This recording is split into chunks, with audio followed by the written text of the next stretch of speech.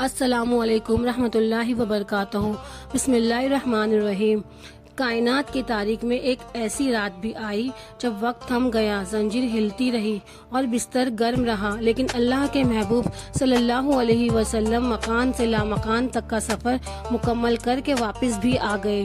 وہ رات جب عرش بری کو بھی اپنے مہمان پر ناز تھا، وہ مبارک رات شب معراج ہے۔ آج کی اس ویڈیو میں ہم اس نورانی سفر کی فضیلت اور اس کی حقیقت اور اللہ کی طرف سے ملنے والے عظیم تحفوں کا تذکرہ کریں گے۔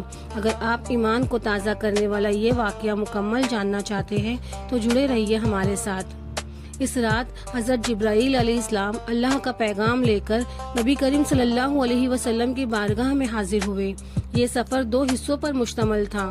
پہلا حصہ اسراء یعنی مسجد حرام سے مسجد اقصی تک کا سفر، دوسرا حصہ معراج کہلاتا ہے، جس میں آپ صلی اللہ علیہ وسلم نے آسمانوں کی سیر کی اور عرش مولا تک پہنچے۔ سبحان اللہ۔ مسجد اقصی میں تمام انبیاء کرام نے آپ صلی اللہ علیہ وسلم کے پیچھے نماز ادا کی، جس سے آپ کی شان امام الانبیاء ظاہر ہوئی۔ براق پر سوار ہو کر آپ صلی اللہ علیہ وسلم نے پل بھر میں وہ فاصلے طے کیے جو عقل انسانی سے بالاثر ہے۔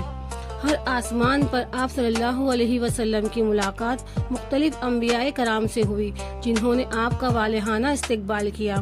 سورۃ المنتہا وہ مقام تھا جہاں حضرت جبرائیل علیہ السلام بھی رک گئے، مگر اللہ کے محبوب اس سے بھی آگے گئے۔ وہاں آپ صلی اللہ علیہ وسلم نے اپنے رب کا وہ دیدار کیا جس کی تمنا کائنات کا ہر ذرہ کرتا ہے۔ سبحان اللہ۔ اس مقام پر امت محمدیہ کے لیے 50 نمازوں کا حکم ملا، جو بعد میں تخفیف کے بعد 5 کر دی گئی۔ یہ رات بتاتی ہے کہ اللہ کے نزدیک اپنے محبوب صلی اللہ علیہ وسلم کا مقام کتنا بلند ہے۔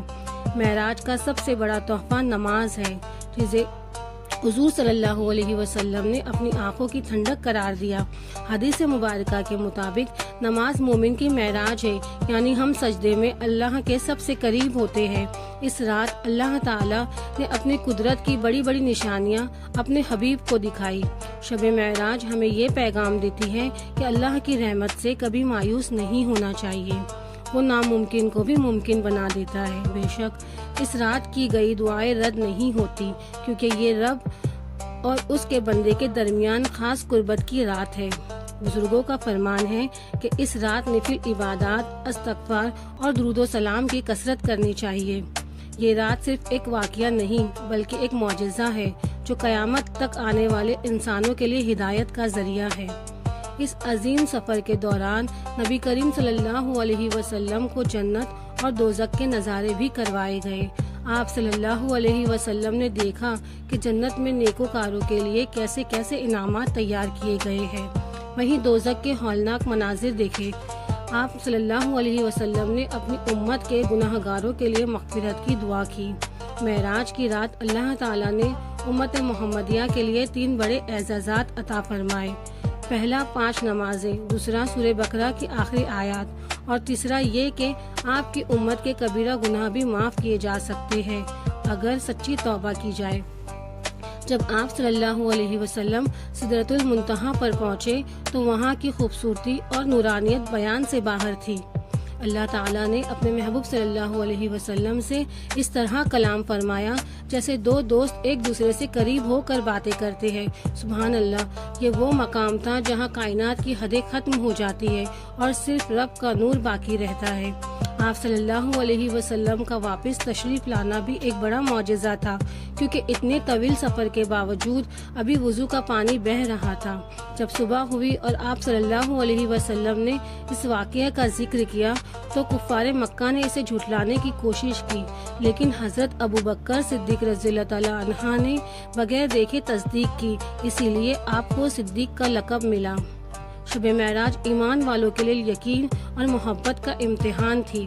اس رات کی فضیلت یہ ہے کہ روح کی بالغی اور قرب الہی کا ذریعہ ہے۔ جو شخص اس رات کو خلوص دل سے اللہ کی یاد میں گزارتا ہے، اس پر رحمتوں کے دروازے کھول دیے جاتے ہیں۔ ہمیں چاہیے کہ اس رات صلاۃ و تسبیح پڑھے اور اپنے گناہوں سے معافی مانگے۔ حضور صلی اللہ علیہ وسلم نے اس رات اپنی امت کو یاد رکھا، تو کیا ہمیں اس رات اپنے نبی پر درود و سلام نہیں بھیجنا چاہیے؟ معراج کا واقعہ ہمیں یہ سبق دیتا ہے کہ مادی دنیا کی کوئی طاقت اللہ کے ارادوں کو نہیں روک سکتی۔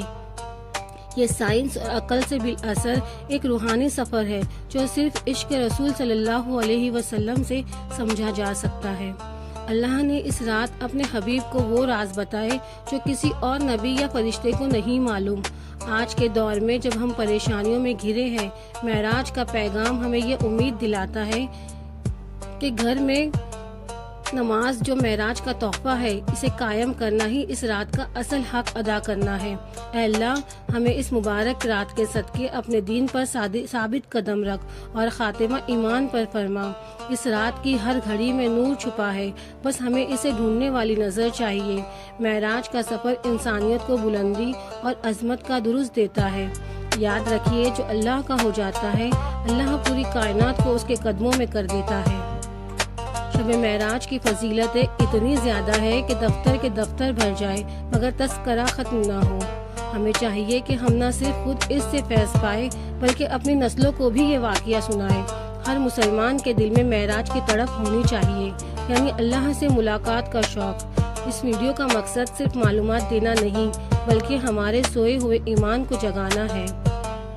شب معراج کی ایک بڑی فضیلت یہ بھی ہے کہ اس رات مانگی جانے والی دعائیں رد نہیں ہوتی۔